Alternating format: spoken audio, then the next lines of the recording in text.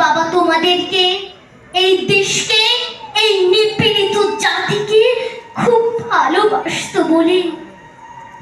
আর তোমরাই কিনা আমাদের সকলকে এভাবে বেয়োনেটের আঘাতে, গুলির বিকট শব্দে রক্তে রঞ্জিত করে দিলে ধানমন্ডির 32 নম্বর বাড়িটিকে। কি লাভ হলো বলো?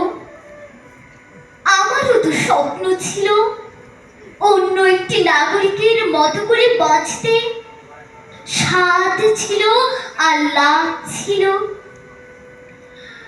আমি রাসেল বলছি, আমি সেই সবুজের মতো নিষ্পাপ শিশুটি বলছি, যারা আমাকে, আমাদেরকে নির্মমভাবে হত্যা করেছ। তারা এই বাংলার মাটি থেকে একদিন চিরতরে বিলীন হবে। কি দোষ করেছিলাম আমি, আমার পরিবার? তখন তো আমার বয়স সবে মাত্র 10-এ পা দিয়েছিলাম। তোমাদেরকে এতটুকু মায়া মমতা ছিল না? তোমাদেরকে আমার মতো আধ ভাঙা কোলের সন্তান ছিল না? তোমাদের কি ক্ষমতার এতই লোভ ছিল?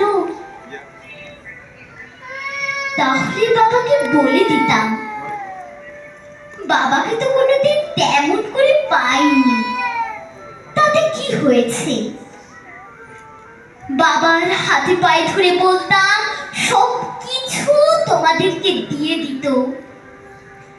যে ছেলেটি ভূমিষ্ঠ হবার পর থেকে পিতার সকল কিছু থেকে বঞ্চিত, আর সেই ছেলেটিকেও শেষ পর্যন্ত মেরে ফেলতে হলো। তার পরিবারকে নিশ্চিহ্ন করে দিতে হলো এই বাংলার মাটি থেকে।